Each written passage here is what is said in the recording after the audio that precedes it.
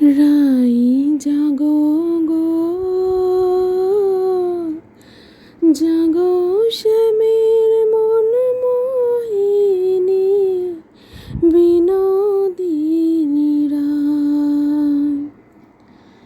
জেগে দেখো আর তো নিশি নাই গো, জয় রাধে। জেগে দেখো আর তো নিশি নাই গো, জয় রাধে। জাগো শ্যামের মন মোহিনী, বিনোদিনী রায়। রাই জাগো গো, জাগো শ্যামের মন মোহিনী, বিনোদিনী রায়। হ্যালো বন্ধুরা, কেমন আছো সবাই? আশা করি সবাই খুব ভালো আছো, আমিও খুব ভালো আছি। আর আজকের ভিডিওতে আমি তোমাদের আমার কোনো কাজ দেখালাম না, সব দিন তো একই কাজই করি, একই জিনিস দেখাই।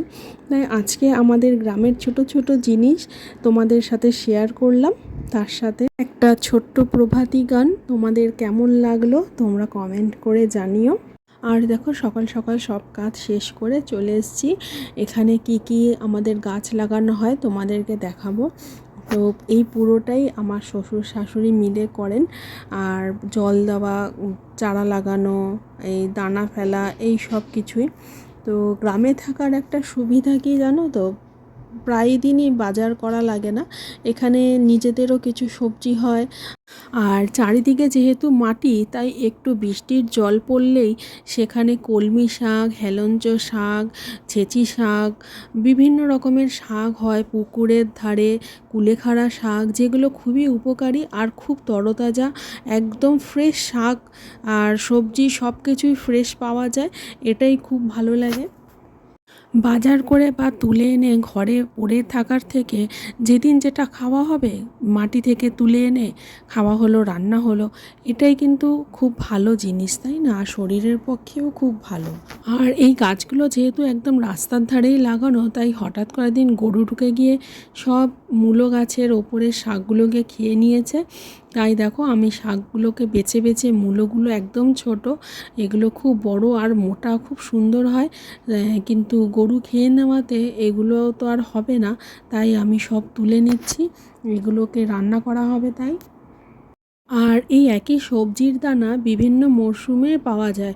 মানে বর্ষাকালেও পাওয়া যায়, মানে গরমকালেও পাওয়া যায়, শীতকালেও একই জিনিস, কিন্তু মানে সিজন অনুযায়ী আলাদা আলাদা করে লাগাতে হয়। একটা মরশুমের সবজি হলো, সব তুলে নেওয়া হলো, পরের মরশুমে আবার একই জিনিসকে আবার নতুন করে লাগানো হয়। এখন তো লাল শাক, পালং শাক, মূলো, ওলকপি, ফুলকপি সব কিছুই রয়েছে। তো এরপর এগুলো হয়ে গেলে আবার শসা, ঝিঙা এইসব লাগানো হবে। আর চারিদিকে মাটি থাকার জন্য যেখানে যা ইচ্ছা গাছ লাগানো যায়। আর শহরে তো এই সুযোগটা হয় না, কারণ সেখানে তো ড্রাম, বালতি, টব এসব ছাড়া গাছ লাগানো সম্ভব নয়। আর মাটি জোগাড় করা, কিনে আনতে হয় বেশিরভাগটাই। কিন্তু এইসব গ্রামে মাটি কেনারও কোনো ঝামেলা নেই।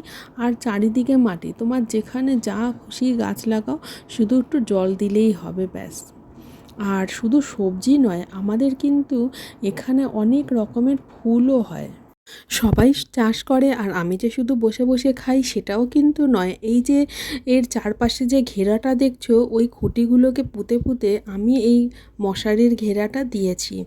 আর মাঝে মাঝে আগে একটু ঘাস তুলতাম, তো এখন আমার সময় হয় না, ডোডো ছোট তাই। আর আগে জল দেওয়ার চেষ্টা করতাম, কিন্তু এখানের সবজির ফসল অনুযায়ী আমার জল দেওয়াটা ঠিক হয় না, তো আমাকে বলেছে জল দিতে হবে না, তাই জন্য আর আমি জল দিই না। কিন্তু গাছে জল দিতে বেশ ভালোই লাগে। এখন সব সময় তো একই রকম, যেরকম দিয়ে এসছি জল সেরকম দিলে তো হবে না। আর ফসলের তো জলের একটা পরিমাণ আছে, তো ওই জন্য আর দেই না। যারা চাষ করে তারা বোঝে কতটা জল দরকার, কতটা আলো দরকার, সেই বুঝেই করে। আর দেখো সবজির সাথে সাথে আমাদের এখানে কত ফুল রয়েছে, মানে বাড়ির ফুলেই পুরো পুজো হয়ে যায়। আর বেশিও তুলতে হয় না, কম অনেক রকম ফুল গাছ আছে। আর এই ড্রাগন গাছটা কত বড় হয়ে গেছে, দুবার ফল হয়েছিল। আর এছাড়াও দেখো কত লেবু, এই লেবু গাছটা পুরো বলের মতন হয়, খুব বড় বড় লেবুগুলো, খুব সুন্দর। এটা ছাড়াও আরও 4টে লেবু গাছ আছে। আর এই গাছটা একদম অযত্নে পড়েছিল, আমি তুলে এনে এখানে রেখে টায়ার দিয়ে বেঁধে দিয়েছিলাম। মানে দেখেছিলাম ফোনে যেভাবে রাখলে, ঝুলিয়ে রাখলে ফল হয়, আর হয়েও ছিল দুবার। আর এগুলো এক রকমের চেরি গাঁদা, খুব সুন্দর সুন্দর ফুল হয়, ছোট ছোট সূর্যমুখী ফুলের মতো। আর এটা একটা গন্ধরাজ ফুলের গাছ। এই গাছটা যখন ফুলে ভরে যায় তখন তো দেখতেও অসাধারণ লাগে, আর গন্ধ তো সবাই জানো কত সুন্দর গন্ধরাজ ফুলের গন্ধ হয়। তো এইবার বেশি গরমের জন্য গাছগুলো অনেক নষ্ট হয়ে গেছে। আগে তো আরও গাছ ছিল, কিন্তু এইবার কম গাছ লাগানো হয়েছে, গরমের জন্য ভালো করে হয়নি। আর এগুলো হচ্ছে ব্রোকলি গাছ। আমার অনেক দিনের ইচ্ছে ছিল যে আমি একটা বাগান বাড়ি বানাবো, তো সেটা তো আমার যোগ্যতায় হয়নি। চেষ্টা করব একদিন, মরার আগে পর্যন্ত চেষ্টাই করে যাব যে যদি একটা নিজের একটা বাড়ি বানাতে পারি। আর এখানে আমার ইচ্ছার কিছুটা মিল আছে, এখানে গাছপালা আর নিজস্ব বাড়ির সবজি ফুল গাছ এগুলো রয়েছে, সেই জন্য বেশ ভালো লাগে। আর একটা ইচ্ছে ছিল যে বাইরে একটা বড় বারান্দা থাকবে, সেখানে দোলনা থাকবে আর একটা টি টেবিল থাকবে। তো সেটাও একদিন করব নিশ্চয়ই, যখন আমার নিজস্ব বাড়ি হবে। তো তোমরা যারা এই ভিডিওটা দেখছো, তো প্লিজ আমাকে আশীর্বাদ করো যাতে আমি আমার ইচ্ছেটা পূরণ করতে পারি।